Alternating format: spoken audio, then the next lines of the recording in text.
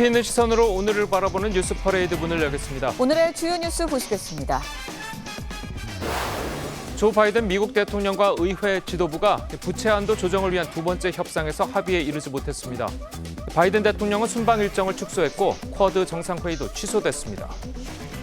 네, 윤석열 대통령이 간호법에 대해 거부권을 행사한 지 하루 만에 간호협회가 준법 투쟁을 시작했습니다. 대리 처방과 체열 등을 거부하고 간호사 본연의 업무만 하겠다는 건데 내일은 대규모 규탄 대회도 가질 예정입니다.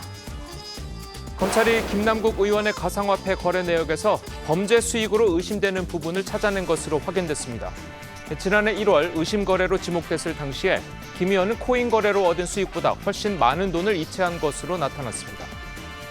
오늘은 5.18 민주화운동 43주년 기념일입니다. 민주화운동 당시 시민군 통역을 하며 외신들에게 광주의 상황을 알리는 데 일조했던 이묘한 세브란스병원 국제진료센터 소장 스튜디오를 모셔서 당시 상황 들어보도록 하겠습니다. 저희는 잠시 뒤 들어가겠습니다.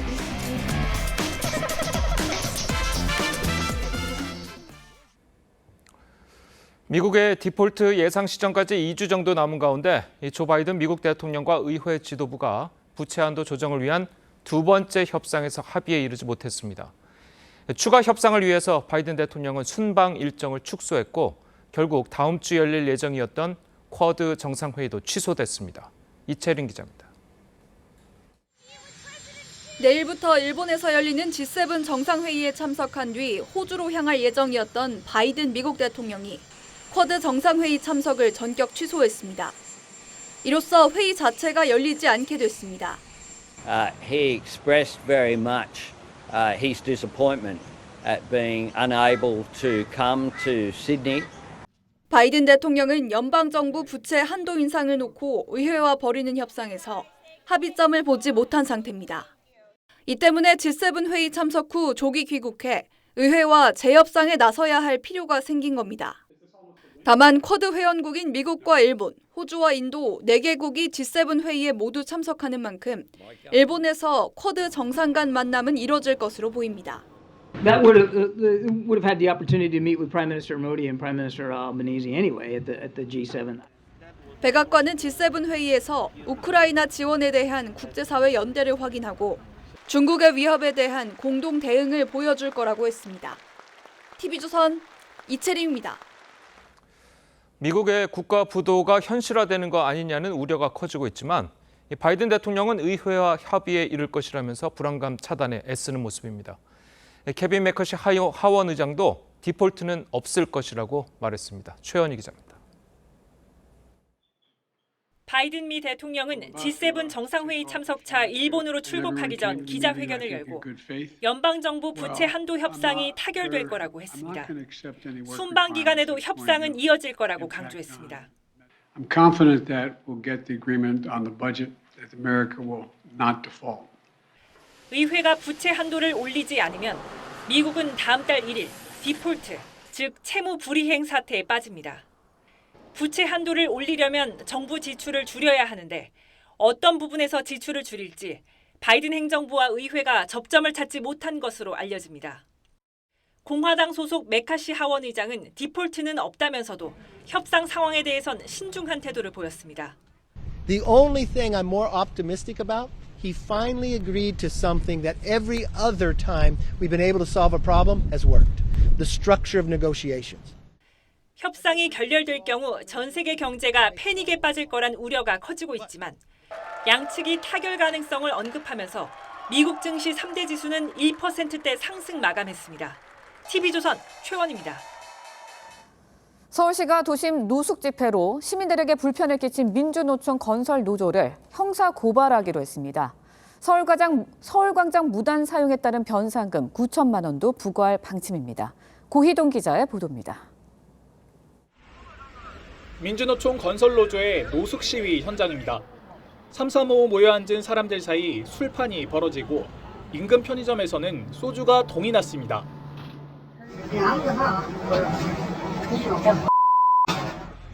술에 취한 참석자들 사이 시비도 벌어집니다.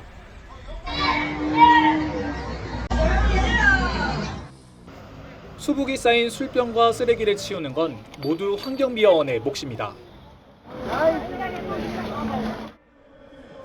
이틀째 이어진 시위에 오후 한때 서울 광화문과 용산 일대에서는 극심한 교통체증이 빚어졌습니다. 경복궁역에서부터 걸어왔는데 일단 이쪽이 굉장히 시끄러웠고 차가 막혀가지고. 서울시에 따르면 지난 16일 밤부터 17일 아침까지 서울광장을 중심으로 조합원들이 노숙 투쟁에 나섰는데 이들은 청계광장과 시의회 앞 보도 등을 불법으로 점거했습니다. 서울시는 공유재산 및 물품관리법에 따라 건설노조의 서울광장 무단 사용 등에 따른 변상금 9,300만 원을 부과하고 집회 종료 후에도 세종대로를 무단으로 사용한 것에 대해 도로법과 도로교통법을 근거로 형사 고발할 방침입니다. TV조선 고이동입니다.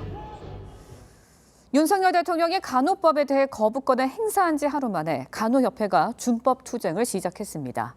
대리 처방과 체열 등을 거부하고 간호사 본연의 업무만 하겠다는 건데 내일은 대규모 규탄 대회도 가질 예정이어서 의료 차질이 불가피할 것이라는 우려가 나오고 있습니다. 윤수영 기자의 보도입니다. 간호법 세 글자만 적힌 팻말을 든 간호협회 간부들의 표정이 결연합니다. 윤석열 대통령이 간호법에 대해 거부권을 행사하자 밤샘 토론을 벌인 간호협회는 단체 행동에 돌입한다고 선언했습니다.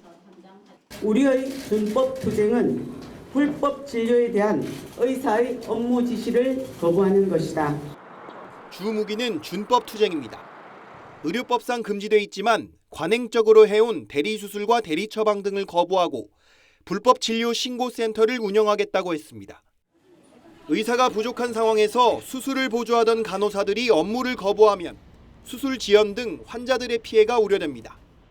어수선한 분위기가 조금이라도 있으면 의료진들이 대피해는 환자분들이거든요. 이런. 간호협회는 집단으로 연차 휴가를 내고 정부 여당 규탄 대회를 열고 내년 총선을 겨냥해 1인 1정당 갖기 운동도 벌입니다. 복지부는 연 이틀 수술 보조 간호사를 만나서 달래기에 나섰지만 진료 지원 인력에 대한 애로사항이나 어려운 사항들을 정책적으로 또 해결할 수 있는 부분들은 적극적으로 간호사들의 집단 행동을 막을 실효적 대책은 내놓지 못하고 있습니다. TV조선 윤수영입니다. 전해드린 대로 간호협회가 이른바 준법 투쟁을 선언하면서 의료 현장의 차질이 불가피할 것으로 보입니다. 네, 관련 내용 이승훈 변호사, 정혁진 변호사와 함께 자세히 짚어보도록 하겠습니다. 안녕하세요. 안녕하세요. 자, 간호사분들이 이제 뭐 준법 투쟁을 하겠다고 했는데 그러면 그동안 뭐 불법을 했던 겁니까? 어떻습니까?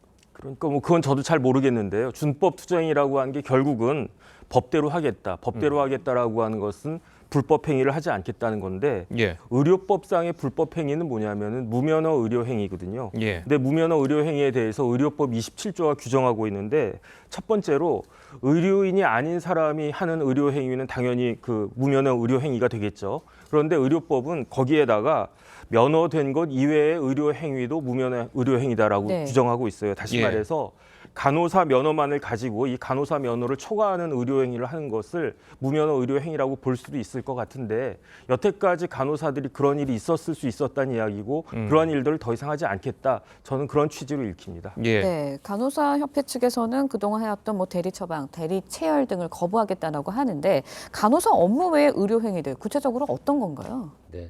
일단 의료 행위는 의사만 해야 되는 거고 간호사는 보조만 해야 되는데 현실적으로 의사 숫자가 너무 작다 보니까 경우에 따라서는 뭐 처방을 대리로 한다거나 또는 뭐 대리 수술을 한다거나 또는 체열을 한다거나 또는 항암제를 조제해야 한다거나 또는 초음파 검사 같은 것을 간호사들이 대신하는 경우가 있었거든요. 근데 이게 이제 엄격하게 보면 불법적인 일이기 때문에 이제 간호사들이 이러한 불법 의료 행위를 하지 않겠다라고 하는 것이고 자신들에게 어떤 의사의 의료 행위까지도 지시하는 것들에 대해서는 뭐 신고라든가 조치를 취하겠다. 결국에는 이제 준법 투쟁을 하겠다 이런 취지로 보시면 될 것 같습니다.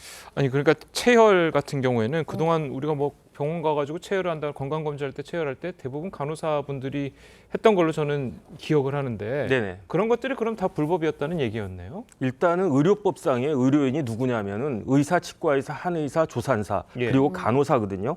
그런데 의료법의 간호사의 업무에 대해서 어떻게 규정하고 있냐면 첫 번째 간호, 그다음 보건활동, 간호조무사 지도, 그리고 의사의 지도하에 시행하는 진료의 보조라고 보는 거죠. 예. 그러니까 그런 체열 같은 것들은 진료의 보조라고 판단할 수 있는 것 같고 그 의료법에 의료행위에 대해서 명확하게 규정하고 있지 않아요. 그래서 제가 찾아봤더니 판례를 찾아봤더니 의료행위를 진찰과 치료로 그 규정하고 있는 것 같더라고요. 일부 그 판례에서. 그러니까 당연한 거 아니겠습니까? 그런데 의사가 있는 상황에서 의사의 포괄적인 지도하에서 행해지는 그러한 체열 정도에 이른 간호사의 업무에 충분히 해당되는 것이 아닌가 저는 그런 생각이 들고요. 예. 의사가 없이 예컨대 수술을 했다. 이건 당연히 그 문제가 되는 거겠죠. 하지만 되게 간단하고 그런 것들은 그다음에 이제 관련한 무면허 의료행위 관련해가지고 판례가 굉장히 다양한데 판례에 따라서 이런 것들은 문제가 된다 안 된다 그런 것들이 굉장히 많기 때문에 지금 구체적으로 어떤 것이 문제가 될지는 사실은 저도 잘 모르겠습니다. 네, 간호사들이 이제 연차 투쟁에도 나서겠다고 하면서 불법 진료 신고센터도 운영을 하겠다고 했습니다. 구체적으로 어떤 현상이 일어날 수 있는 건가요? 그러니까 이제까지는 관행적으로 의사들을 보조하거나 또는 의사들을 대신해서 초음파 검사 이런 것들을 해왔었는데 이제는 합법적인 것만 하겠다. 그리고 의사가 그런 것들을 지시하면 신고하겠다라고 하는 불법 진료 센터를 만들겠다는 거잖아요. 그렇게 한다라고 한다면 앞으로 그 수술실에서의 불법 행위들이 이제까지 많이 노출이 되고 CCTV를 통해서 확인이 됐었잖아요.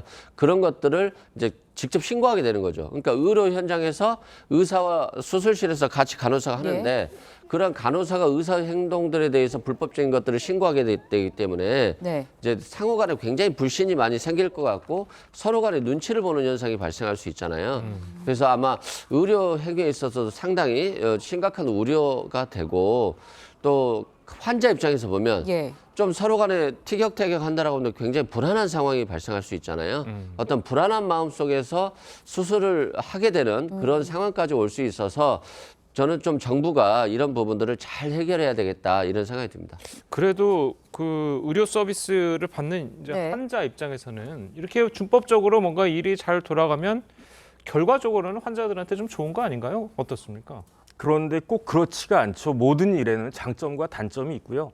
모든 일에는 뭐가 있냐면은 비용과 책임이 수반이 되는 거예요. 그래서 만약에 이런 식으로 했을 때 어떤 식으로 비용이 부담이 되지 않겠습니까? 그러면 우리나라 건보 재정이 빵빵하고 문제가 없다라고 하면 괜찮겠는데 이런 걸로 인해 가지고 비용이 증가돼서 환자들한테 비용 부담이 늘어난다. 그럼 그거 누가 책임지겠습니까? 그다음 더 중요한 건 뭐냐면요. 책임이에요. 의료법에는 의사들이 이러이러한 경우에 책임을 진다라고 되어 있는데 그런데 간호법을 제가 찾아봤더니 그런 처벌 규정이나 그런 것들이 하나도 없어요. 그러면 결국은 의료법으로 돌아가면 되지 않겠느냐라고 간호사들은 이야기하겠지만 의료법에 있어서 주체적인 처벌의 대상은 의사들이기 때문에 그다음에 기본적으로는요. 제가 간호법을 봤더니 간호법은 사실상 간호사법이거든요. 그런데 왜냐하면은 간호법이 1장부터 6장까지 있는데 1장부터 6장까지 내용 중에 달라진 거는 딱 하나 5장밖에 없어요. 나머지는 의료법하고 간호법이 거의 똑같다고요. 그런데 5장만 늘어났는데 5장의 내용이 뭔가를 제가 봤더니 간호사와 권리와 처우 개선하는 것밖에 없어요. 그렇다라고 하면은 만약에 그렇게 간호사의 처우가 개선되는 게 필요하다라고 하면 의료법을 개정하면 될 일이지 간호법을 새로 제정할 문제인가?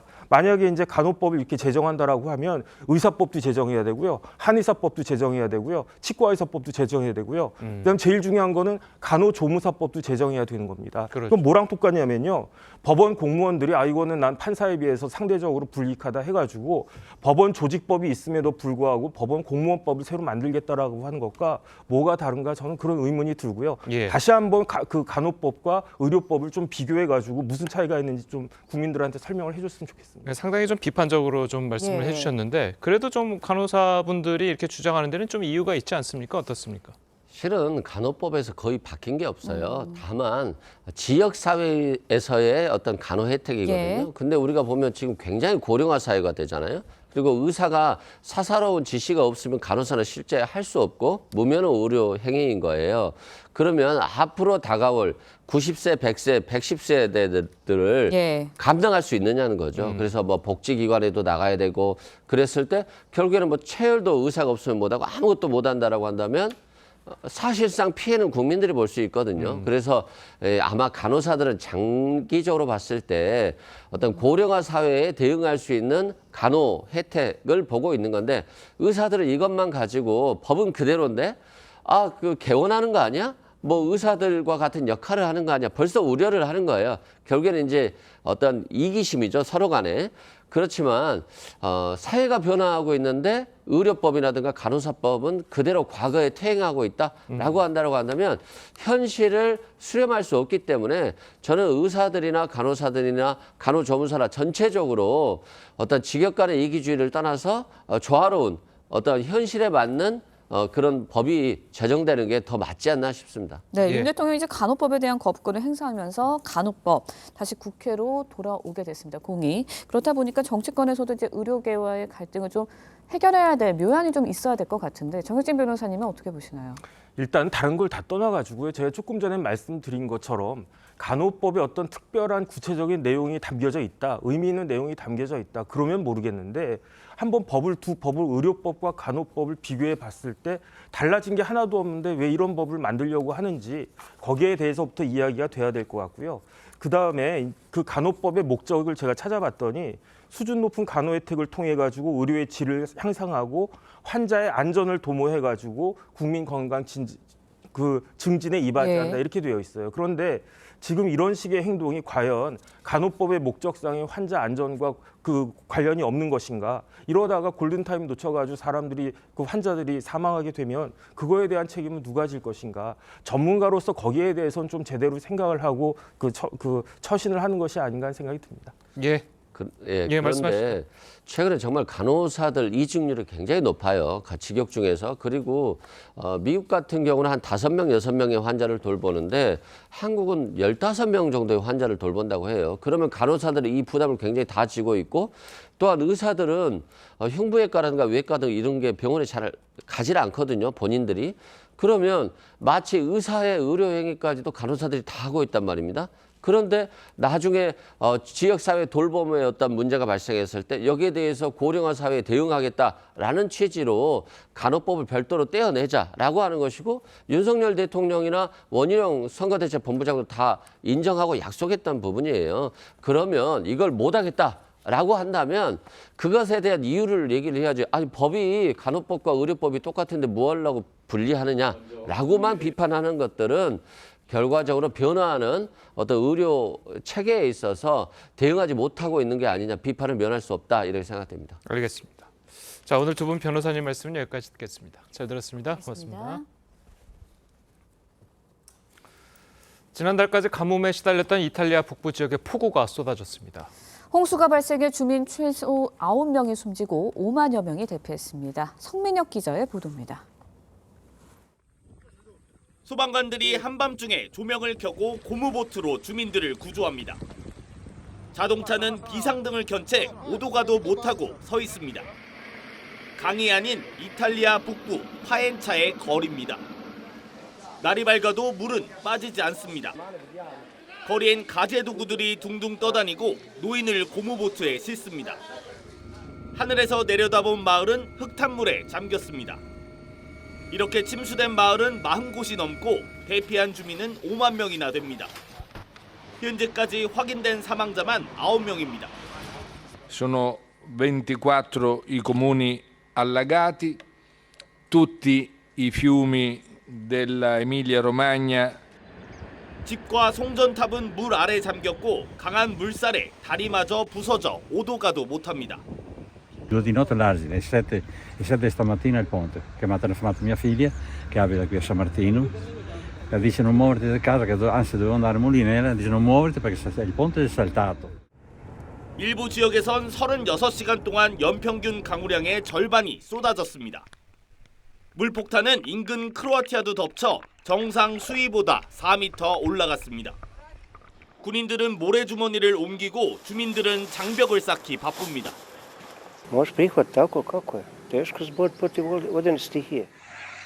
이탈리아 북부는 최근 몇 달 동안 가뭄에 시달렸는데 말라붙은 땅이 물을 흡수하는 능력이 떨어져 홍수 피해를 키운 것으로 보입니다. TV조선 성민혁입니다. 네, 요즘 정치권은 김남국 블랙홀에 빠진 모습입니다. 자고 일어나면 김남국 의원의 새로운 코인 의혹이 하나 둘씩 불거지고 있는데요. 대중의 시선은 이런 의혹이 김남국 의원 하나뿐이겠냐로 번지고 있습니다. 제2, 제3의 김남국은 없을까란 의심 어린 시선이 커지고 있는 거죠. 그래서 정치권에서 나온 아이디어가 국회의원 가상자산을 전수조사해보자는 아닙니다. 코인도 부동산처럼 보유와 거래 내역을 전부 들여다보자는 겁니다. 실제 지난 2021년 LH발 부동산 투기 의혹이 일었을 때 국회의원과 그 가족들의 부동산 거래를 전수조사한 바가 있습니다. 이에 정의당은 구체적인 방안도 내놨습니다. 의원들이 보유한 코인 지갑과 금융기관 사이에 오간 자금의 흐름을 국민권익위원회가 모니터링하자고 제안했습니다. 간단한 방식 같지만 속을 들여다보면 이야기는 달라집니다. 우선 해외 거래소에 있는 코인은 자료 요청을 강제로 하기가 불가능합니다. 또 오프라인에서 코인을 거래하는, 관리하는 콜드 월렛을 활용하거나 개인 간의 거래일 경우 조사 자체가 불가능하다고 전문가들은 지적합니다. 국내 거래소를 상대한 조사도 일정 부분 한계가 있을 거라는 관측입니다. 여기에 여야 간 미묘한 입장 차이도 변수로 작용하는 분위기입니다. 여야 모두 국회의원 코인 전수조사가 필요하다는 데는 공감을 표하고 있는데, 하지만 여당에서는 자칫 전수조사가 김남국 의원 사태를 물타기 할 수 있을까 봐 염려하는 모습입니다. 반면 야당에서는 김남국 플러스 알파, 즉 당내 새로운 코인 의혹이 불거질까 봐 노심초사하는 분위기가 느껴집니다. 결국 국회의원 가상자산 전수조사가 실효성을 가지려면 의원들이 솔직하게 자진신고를 하는 방법밖에 없다라는 이야기가 나오고 있습니다. 자진신고, 그러니까 의원들의 도덕성과 의지에 기댈 수밖에 없다는 거죠. 그런데 김남국 의원의 경우 자료 제출마저 미흡하다는 비판을 받고 있습니다. 그래서 이 자진신고 방식에도 회의적인 시선이 쏟아지고 있는데요. 김남국 의원의 오늘 새로운 의혹은 무엇일까요? 한송원 기자의 기사 보시고 이야기 이어가겠습니다. 업비트가 김남국 의원의 거래 내역 중 가장 의심스럽게 본 건 지난해 1월 말 위믹스 코인 60만 개, 40억여 원어치가 하루 만에 다른 전자지갑으로 옮겨진 부분입니다. 빗썸에서 업비트로 갔다가 다시 업비트에서 카카오 블록체인 계열사의 지갑으로 빠져나갔습니다. 이 과정에서 업비트는 김 의원에게 40억여 원의 출처에 대한 소명을 요구했는데 김 의원은 비트토렌트 코인으로 번 돈이라고 해명한 것으로 알려졌습니다. 하지만 당시 거래 내역상 실제 수익은 10억여 원인데 이동한 코인은 30억여 원이나 많은 40억 원 가량이었고 업비트는 이를 이상거래로 보고 FIU에 신고했습니다. FIU로부터 범죄 의심 정황을 통보받은 검찰은 이 30억여 원이 부정한 정치 자금을 숨기거나 자금 세탁을 위한 게 아닌지도 의심하고 있습니다. 특히 김 의원이 40억여 원의 코인을 2단계를 거쳐 옮긴 카카오 계열사 지갑은 개인 지갑 형태로 빗썸이나 업비트 같은 거래소의 통제를 받지 않습니다. 이에 대한 김 의원의 입장을 듣기 위해 수차례 연락했지만 닿지 않았습니다. TV조선 한송원입니다. 민주당은 김남국 의원을 국회 윤리특위에 제소했습니다. 이 당내 진상조사단은 아무런 성과 없이 일주일 만에 해체됐습니다. 이광희 기자입니다. 민주당 당직자가 김남국 의원 징계안을 국회의안과에 제출합니다. 징계안은 송기현 원내수석과 권칠승 수석 대변인을 포함해 의원 20명이 이름을 올렸는데 이재명 대표와 박광훈 원내대표는 빠졌습니다. 국회법과 국회의원 윤리 강령, 국회의원 윤리 실천 규범에 따른 품위 유지 의무, 직무 성실 의무, 그리고 청렴 의무 위반입니다. 대신 당 진상조사단은 일주일 만에 해체됐습니다.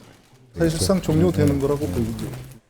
민주당 지도부는 징계보다 진상조사가 먼저라는 입장이었지만 여론조사에서 20대, 30대 지지율이 일주일 전보다 각각 12%포인트, 9%포인트나 급락할 만큼 여론이 악화되자 떠밀리듯 징계 절차를 밟기로 한 겁니다.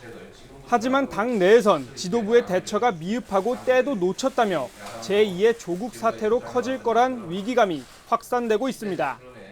국민적인 어떤 정서, 평균적인 정서를 건드렸다는 측면, 이런 측면에서는 비슷한 총선에 미치는 영향은 굉장히 많을 것입니다. 조국 사태하고 약간 양상은 비슷한데 전 더 안 좋다고 봐요. 여당도 조국 수호를 외치던 민주당이 조국 키즈 수호에 빠졌다며 조국 사태에 이은 남국 사태라고 비판했습니다. 이번 코인 게이트는 조국 사태에 이은 남국 사태로 규정되고 있습니다. TV조선 이광입니다. 전해드린 대로 민주당이 코인 논란으로 탈당한 김남국 의원을 결국 국회 윤리특위에 제소하기로 결정했습니다. 자, 두 분과 함께 정치권 소식을 자세하게 짚어보도록 하겠습니다. 정호김 전 새누리당 의원 그리고 김종욱 전 민주연구원 부원장 나오셨습니다. 안녕하세요. 네, 안녕하세요. 자, 김 의원의 탈당 사흘 만에 윤리위 제소가 결정이 됐습니다. 먼저 민주당의 입장부터 들어보겠습니다. 우리 당은 김남국 의원을 국회 윤리위원회에 제소하기로 했습니다. 이재명 대표님께서 지시하신 건가요?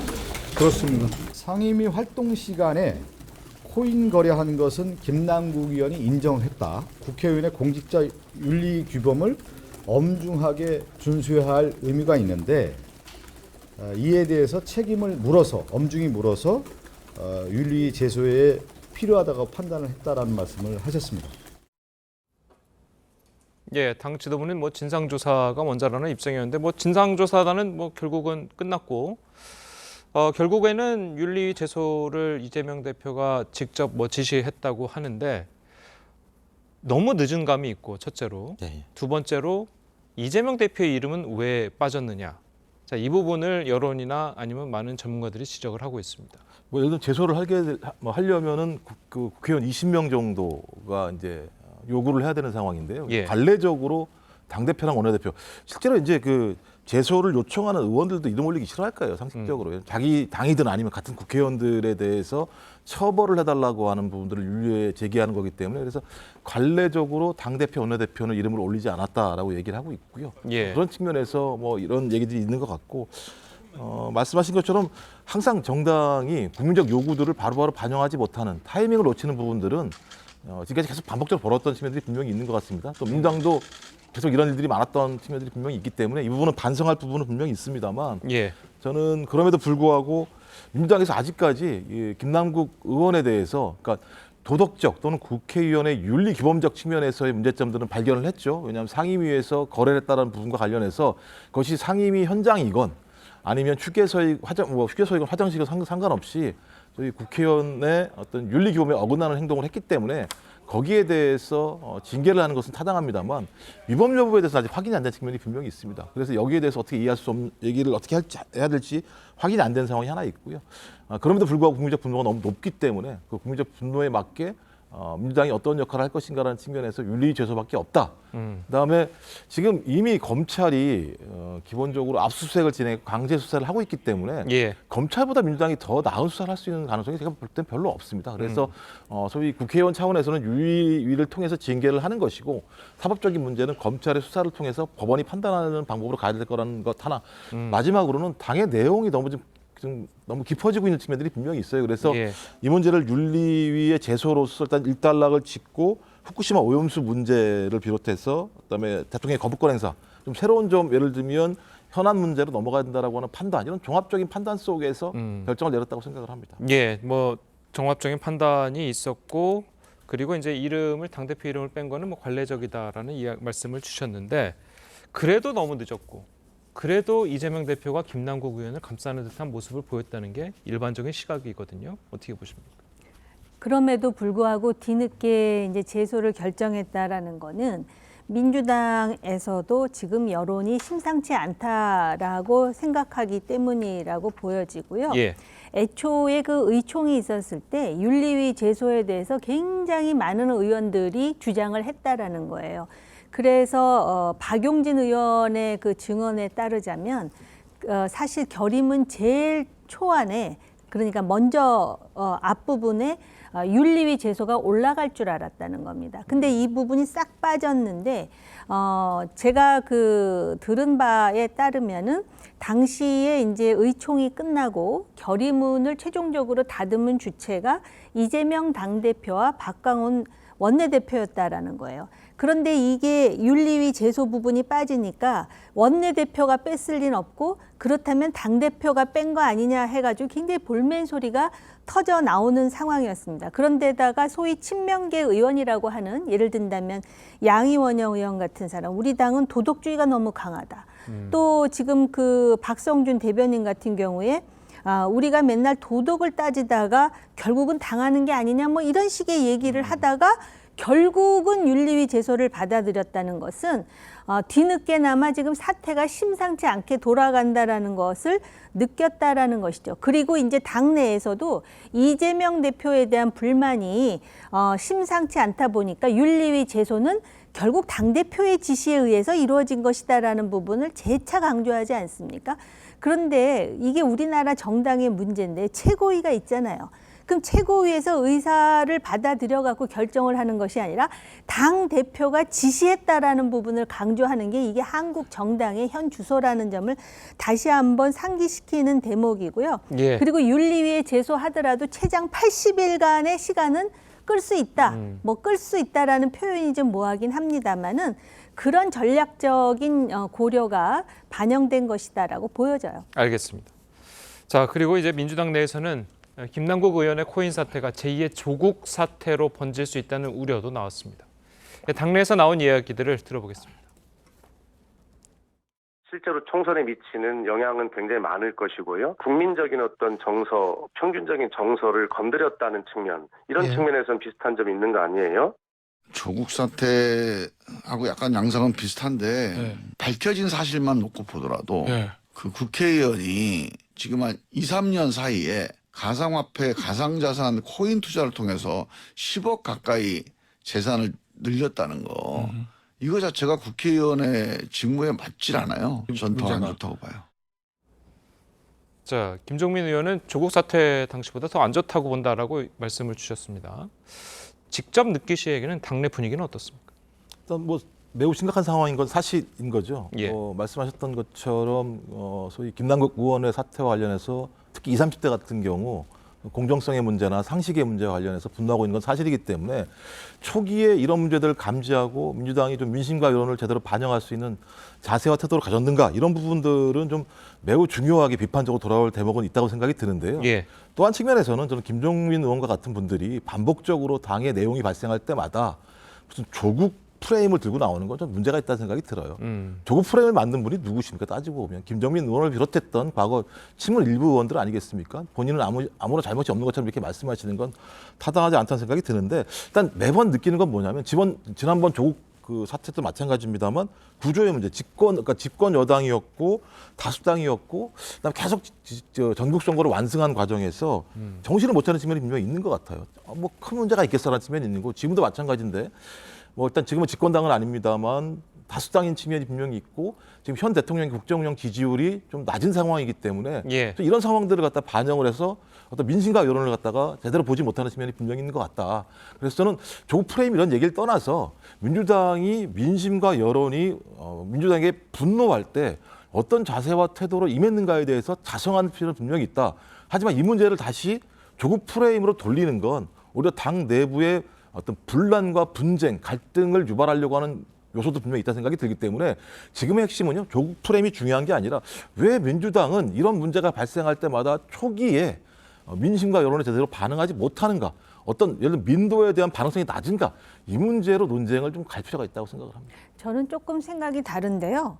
이 김종민 의원이 그 조국 문제를 제기한 것은 저는 일리가 있다고 보여집니다. 왜냐하면은 당시에 그 조국 사태라는 것이 자녀들의 대학 입시와 연결되는 부분이었거든요.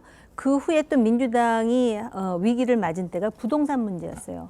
그리고 지금 김남국 코인 문제가 어떤 점에서 공통점이 있느냐면은 일단 부동층을 자극한다는 거죠. 그다음에 2030 세대를 자극합니다. MZ 세대. 그리고 중도층. 그리고 지금 이 문제 때문에 호남에서의 여론이 상당히 악화되어 있다라고 제가 듣고 있습니다. 그렇게 볼 때 분명히 민주당으로서는 조국, 부동산, 그다음에 김남국으로 이어지는 이 연결고리 속에서 위기의식을 가질 수밖에 없다라고 생각이 들고요. 그리고 당장 내년에 총선인데 총선에서 가장 중요한 거는 누가 중도층을 선점하느냐 아니겠습니까? 그렇죠. 그런데 중도층을 선점해야 되는 상황에서 이 코인 문제가 의외로 지금 타격이 굉장히 깊어요. 깊은 상황에서 또 김남국 의원의 처리 문제에 대해서 상당히 그 초동 대응이 늦지 않았습니까? 그렇기 때문에 지금 그 민주당 내에서 특히 수도권을 중심으로 해가지고 총선에 출마하고자 하는 많은 정치인들은 위기 의식을 안 가질 수가 없는 상황입니다. 알겠습니다.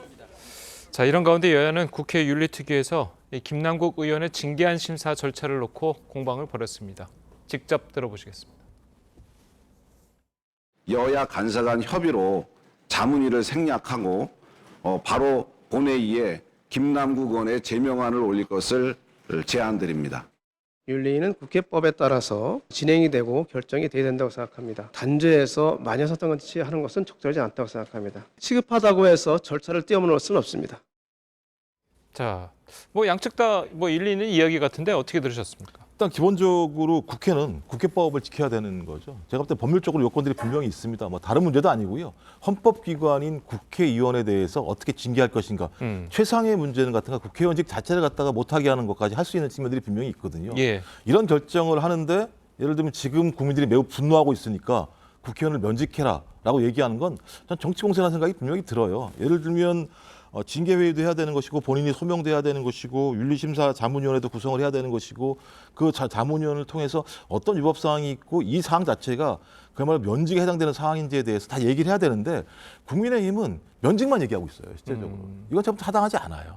이건 오히려 국회법과 헌법에 대해서 소위 핵심적인 내용들을 다 제대로 반영하지 못하면서 자당이 어떤 야당을 공격하는 수단으로 사용하는 측면들이 분명히 있다. 말씀하신 것처럼 이것 때문에 징계를 미루고 징계를 낮추거나 아니면 기간을 늘린다고 얘기한다면 저는 국민이 판단할 거라 생각이 들거든요. 전 지금은 적법한 절차에 따라서 국민들이 충분히 인정할 만큼의 어떤 결과들을 내오는 방식으로 가야 되는 것이지 뭐 예를 들면 빨리 시작을 해서 빨리 징계를 해야 된다. 그리고 징계의 내용을 면직해야 된다. 이렇게 하는 건 저는 일종의 여당의 야당에 대한 공세 프레임이라고 생각을 합니다. 알겠습니다.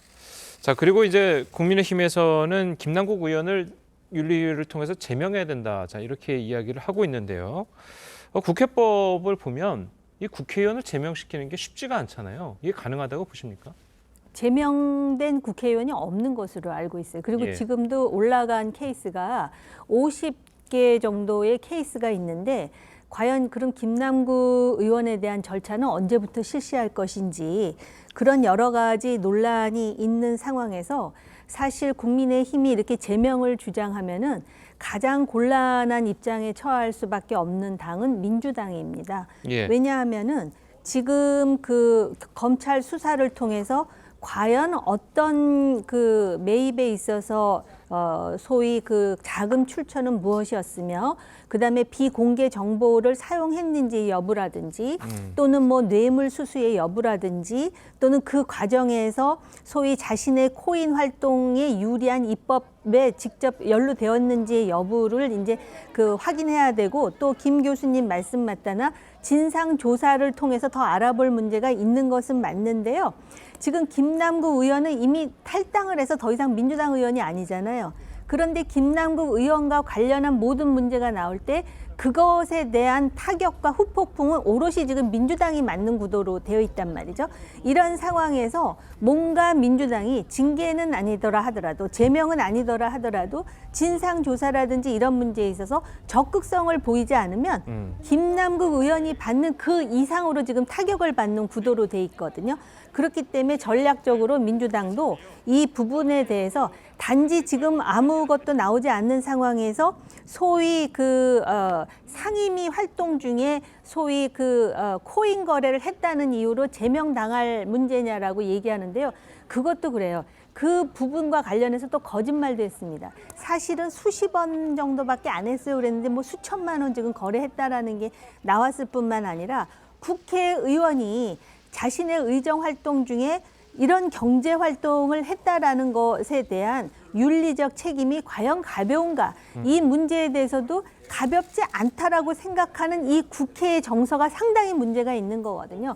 이런 점에서 민주당은 단순히 시간을 벌고 이 문제를 다시 국민의힘에서 또 다른 폭탄이 터져가지고 이슈가 바뀌기를 기다릴 것이 아니라 이것에 대한 국민적 여론이 얼마나 악화되어 있는지를 자각함과 동시에 이 문제에 대해서 진정성 있게 대응하지 않는다면 총선에 직격탄을 맞을 개연성이 매우 크다고 보여져요. 예, 말씀처럼 지금 사법적인 부분에서 만에 하나 무죄가 나오더라도 윤리적인 측면은 또 다른 것이기 때문에 국회 윤리위의 판단은 사법적인 판단과는 또 달라야 된다라는 지적이 나오고 있거든요. 근데 말씀하신 것처럼 지금까지 제가 알기로는 김영삼 전 대통령만 아마 제명이 된 걸로 제가 알고 있는 상황입니다. 그만큼 이 이유는 위법 여부의 경중을 따지는 문제가 아니고요. 헌법기관인 국회의원에 대해서 제명을 할 때 어떤 기준인가라는 준거가 분명히 만들어지게 됩니다.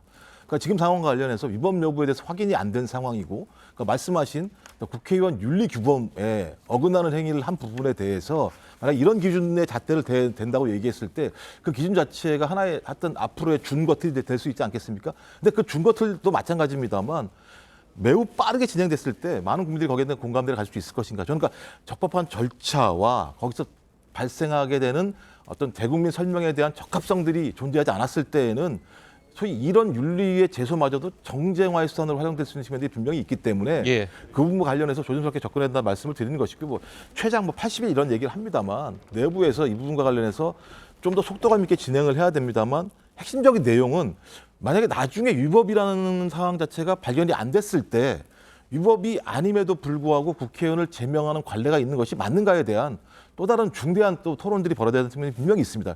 이런 부분까지 다 감싸 안고 윤리가 여기에 대한 결정을 내려야 되기 때문에 예를 들면 그냥 일방적으로 어느 특정한 정당이 그것은 어떤 정치 도덕적으로 매우 큰 문제가 있으니 제명해라 이게 요구하는 것도 제가 볼 땐 과도한 요구라는 말씀을 드리는 것이고요. 예. 관련된 윤리위의 현명한 판단이 전 중요하다 생각이 들고 거기에 대한 국민적 공감대가 더 중요하다고 생각을 합니다. 알겠습니다. 자, 오늘 두 분 말씀은 여기까지 듣겠습니다. 잘 들었습니다. 고맙습니다. 자, 오늘은 43주년 5.18 민주화운동 기념일입니다. 어제 광주에서는 전야제가 열리는 등 추모 열기가 고조됐는데요. 전두환 전 대통령의 손자 전우원 씨도 5.18 민주묘지를 찾아 참배했습니다. 박건우 기자입니다. 전우원 씨가 5.18 민주묘지에서 고개를 숙입니다. 국화꽃을 올리고 민주화운동 희생자들을 추모합니다.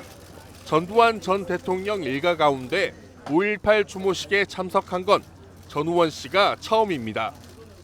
항상 죄의식을 가지고 있었고 제 잘못을 사죄드리러 온 거기 때문에 민주주의가 있기 위해서 얼마나 많은 희생이 있었는지를 5.18 민주묘지에는 문재인 전 대통령과 이재명 민주당 대표 등 주요 인사와 시민 등 추모객의 발길이 잇따랐습니다.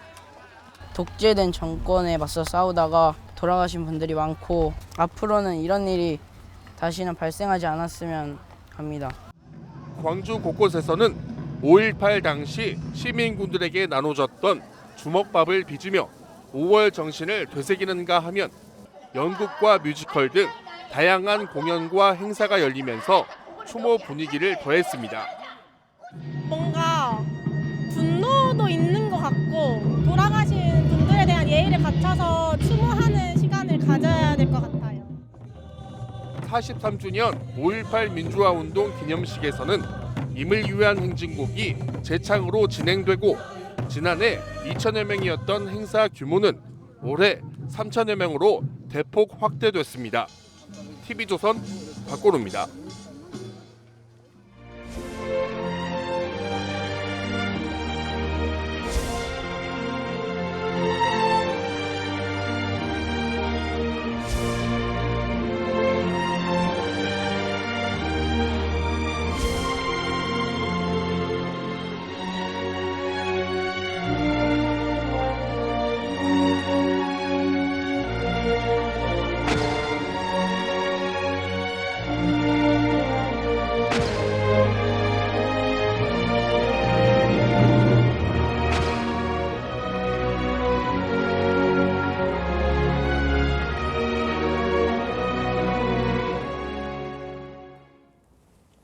예, 5.18 민주화 운동이 오늘로 43주년을 맞았습니다. 대한민국 특별기와 1호이자 민주화운동 현장에 있었던 푸른 눈의 목격자 이뇨한 연세대 세브란스병원 국제진료센터장과 함께 5.18 민주화 운동의 의미 되짚어보도록 하겠습니다. 안녕하십니까? 네, 안녕하십니까?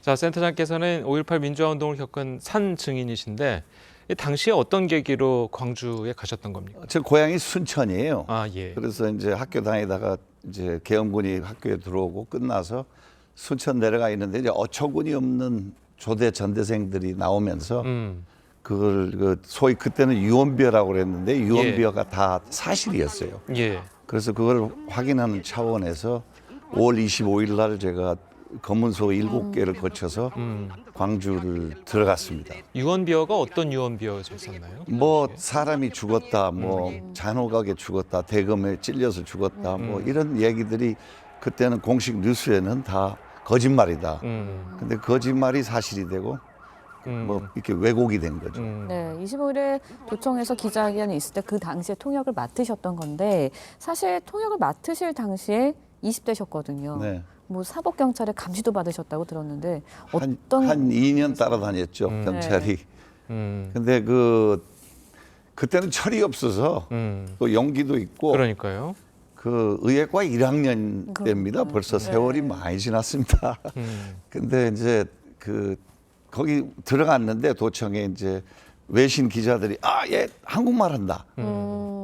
우리 얘 좀 이용해 보자. 그래서 도와주겠느냐. 그래서 뭐 안 도와줄 이유 없다.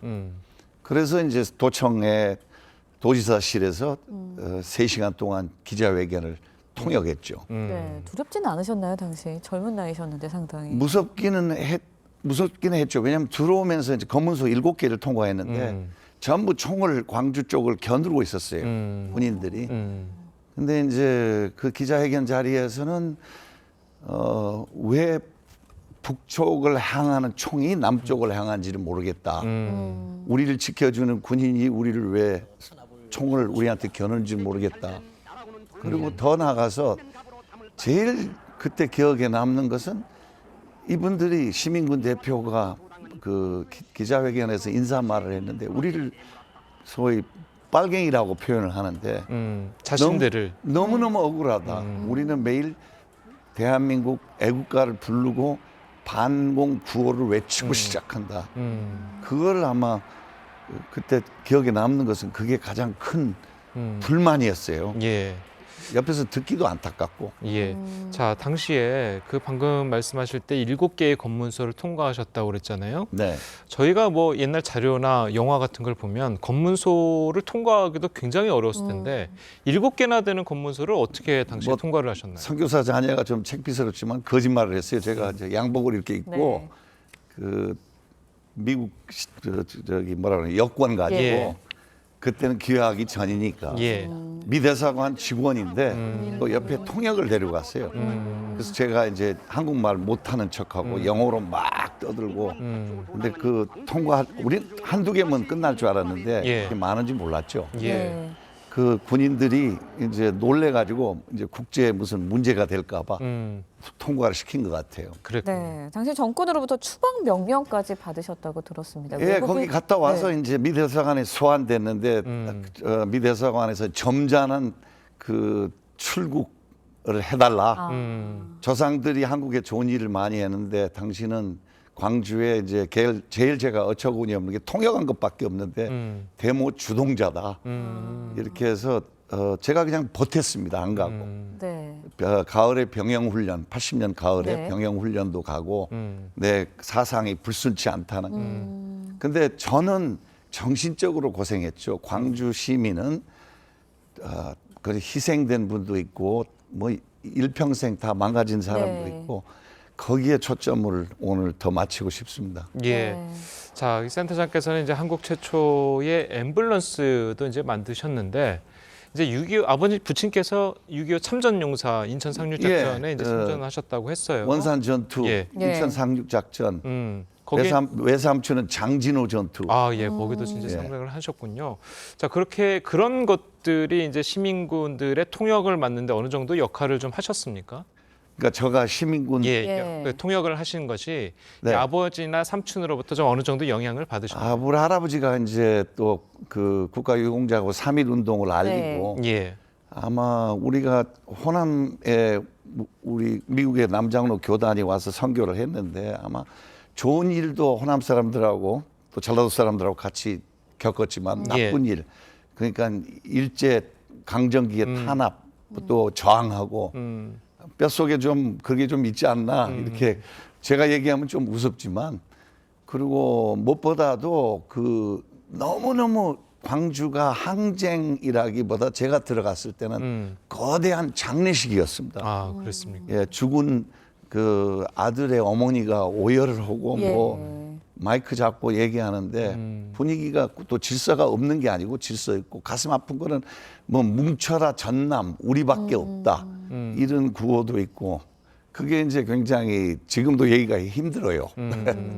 세월은 지났지만 참 가슴 아픈 얘기예요. 네, 눈시울이 많이 붉어지시고 계신데 당시의 상황에서 그래도 특별히 기억에 남는 딱 잊혀지지 않는 장면이 있다면 어떤 게 있을까요? 그 이제 젊은 그 우리가 이제 성무관 앞에 그 시신들을 좀 보려고 거기를 새치기를 했어요. 새치기를 했는데 시민군 한 사람이 총을 메고 와서 선생님 그 새치기 하시면 안 되죠. 질서를 지키세요. 줄 뒤에 가서 쓰세요. 그 가장 날씨 뜨거웠는데 그러니까 우리는 뭐 심지어 어떤 사람들은 폭동이라고 그러고 뭐 별 북한군이, 제가 북한을 갔다 온 사람인데 북한군이 거기 개입을 했으면 저는 살아서 나오지 못했어요. 그러니까 말도 안 된 얘기가 많은데 이제는 좀 43년이 지나서 우리가 그 생각해 보면 이게 참 가슴 아픈 일이다. 그러나 긍정적으로 대한민국의 민주주의가 튼튼하게 쓸 수 있는 기반이 된 겁니다. 우리가 광주 시민들한테 고마워해야 돼요. 아까 말씀하셨듯이 이제 북한군이 이제 개입을 했다라는 이야기 등 뭐 최근까지도 뭐 5.18 정신 헌법에 이제 수록하는 걸 반대한다라는 이야기도 나오고 있고, 자 이렇게 5.18에 대해서 반대 입장에 서시는 분들이 계속해서 있는 거는 왜 그렇다고 보십니까? 잘 몰라서 그런 것 같아요. 그 당시에 일어났던 그 불행한 사태가 어떻게 일어난 거고, 사실 단순한 저항으로 그 진압을 잘못해 가지고 대검이 나오고 사람이 죽고 에스컬레이션에 또 상승되고 걷잡을 수 없게 나간 걸 잘 이해를 못하고 얼마나 순진했는지 광주 특히 전남대 학생들의 시위가 그런 뭐 쳐부시려고 그런 게 아니고 그 전두환 정권이 들어서는 거를 미리 알고 벽보를 그때 보면은 구체적으로 나와 있었어요. 그 당시에. 그래서 저는 지금 이제 유태인들 말을 빌리자면은 forgive, 용서는 하지만 forget, 잊지 말자. 이걸 우리가 그 뭐랄까요, 프라이드를 가져야 돼요. 특히 호남 사람들이, 광주 사람들이 이거에 대해서는 무한한 자존심을 세우는 일로 생각하고, 뭐 북한군이 개입을 했다, 이 말도 안 되는 얘기, 무슨 뭐 폭동이었다. 이제 그만. 이제 전라도뿐만 아니라 경상도, 뭐 충청도, 강원도 사람들이 현장을 와서 목격하시면 아마 금방 이해가 되리라고 저는 믿습니다. 네, 앞서서도 잘 몰라서 이런 반대 의견도 있는 것 같다라고 말씀을 해주셨는데, 그렇다면 이제 잘 모른다는 그 부분에 대해서 좀 개선책이 있다든지 생각하시는 뭐 대책이 있다 그러면 어떤 게 있을까요? 와서 근거만 보면 됩니다. 총알이 날라오는 것도 잘 돼 있고 그 박물관도 돼 있고, 저는 이제 개인적으로는 하나 더 추가했으면 좋겠어요. 그 도청 벽을 파내서 총알 자국을 다시 그 파내 가지고 그냥 페인트로 깨끗하게 칠해서, 그때 제가 들어갈 때 제일 인상적인 게, 제일 제가 놀란 게 도청 벽이 시민군이 안에 있는데 벌집이었습니다. 하도 총을 많이 겨눠가지고. 그래서 그런 걸 보면은 이게 참 너무 그 참담했구나. 참 힘들었구나. 그리고 지금 그거를 이제 욕하는 사람은 광주 시민을 2번 죽이는 거예요. 이제 그만해야 돼요. 그만하고 우리가 추모도 하고 기억도 하지만 이게 또 어떤 한편으로는 대한민국에 튼튼하게 말씀드렸지만 쓸 수 있는 민주주의의 기반이 된 광주 사람들한테 고마워하는 그 희생자의 가족들을 우리가 굉장히 박수를 쳐줘야 돼요. 알겠습니다. 자, 끝으로 그 교수님은 이제 할아버지부터 해가지고 예. 이제 3대가 한국에서 이제 여러 가지 뭐 독립유공자부터 해서 이제 참전도 하시고 여러 가지 이제 좋은 일들을 많이 하셨는데 교수님의 가문 이제 린튼가에게 한국은 어떤 의미가 있습니까? 아이고, 우리는 다들 뭐 와서 좋은 일을 했다고 그러지만 호남 사람들이 특히 전라남도 사람들이 우리를 받아들여서 따뜻하게 받아들였길래 우리 조상들이 여기서 학교도 세우고 병원도 만들고 교회도 세우고 그랬죠.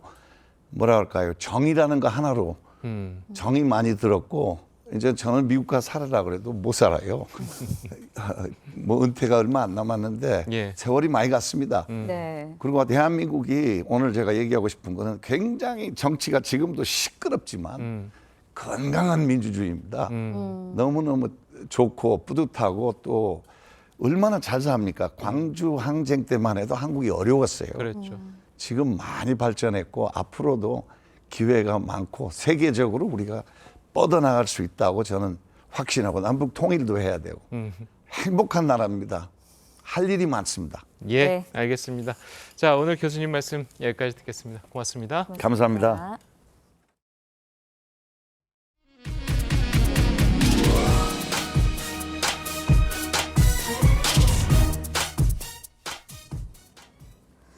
네, 기업이 쓰는 전력 전부를 재생에너지로 채우자는 국제적 움직임 아리백을 우리나라 상황에 맞게 원자력도 포함시켜 탄소 배출을 줄이자는 CFE 포럼이 새롭게 출범했습니다. 장혁수 기자의 보도입니다.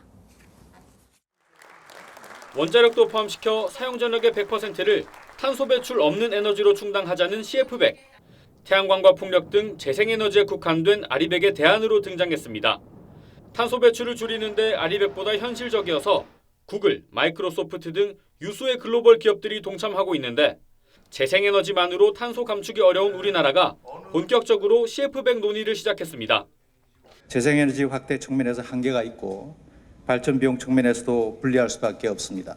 태양광, 풍력이든 원자력, 정전수도 등 동등하게 취급하는 것이 타당합니다. 어제 열린 CFE 카본 프리 에너지 포럼에는 삼성전자와 SK하이닉스, 포스코 등 기업들이 대거 참여했습니다. 발전 비용을 볼 때 1kWh 생산에 원자력은 37원이 필요한데 태양광과 풍력은 최대 157원으로 4배나 차이 나는 만큼 기업의 경제성 측면에서 CFE 도입이 절실합니다.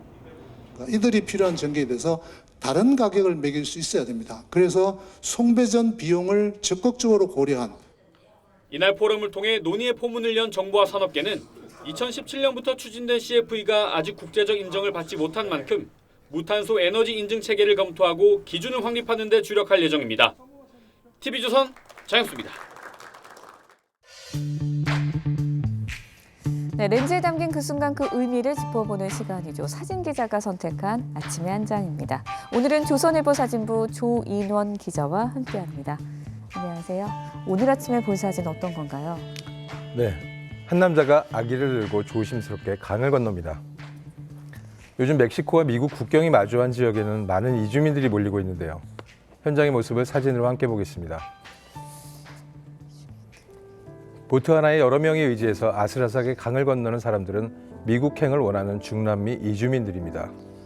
지난 12일부터 미국 정부가 불법 입국자들에 대한 즉각 추방 정책을 종료하면서 미국행을 기대하는 이주민들이 하루에도 수만 명이 몰려들고 있습니다.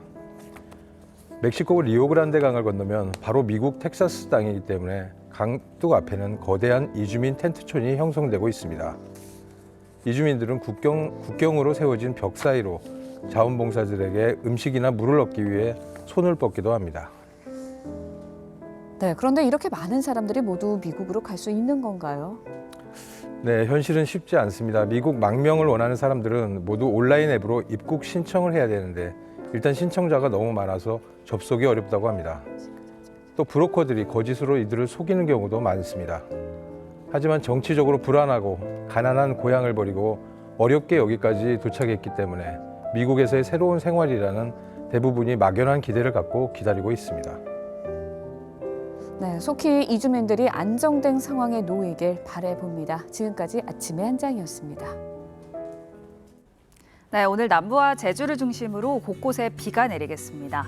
현재 강한 비구름대가 자리한 제주 산지에는 세찬 비가 집중하고 있고요.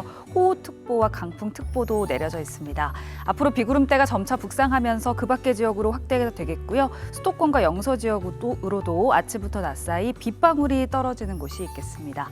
예상되는 비의 양은 제주 산지에 최대 100mm 이상, 그 밖의 제주에도 최대 80mm 정도고요. 남해안 지역으로는 10에서 40mm, 그 밖의 전국 곳곳에 5에서 10mm 정도가 예상됩니다. 비가 내리면서 때이른 더위는 한풀 꺾이겠습니다. 낮 최고 기온 서울 26도로 어제보다 3도가량 낮겠고요. 그 밖의 지역도 25도 안팎을 보이겠습니다. 당분간 30도를 웃도는 불볕더위는 없을 전망입니다. 날씨였습니다. 목요일 아침 뉴스 퍼레이드는 여기서 마치겠습니다. 네, 저희는 내일 아침 7시 30분에 다시 찾아뵙겠습니다. 시청해주신 여러분 고맙습니다.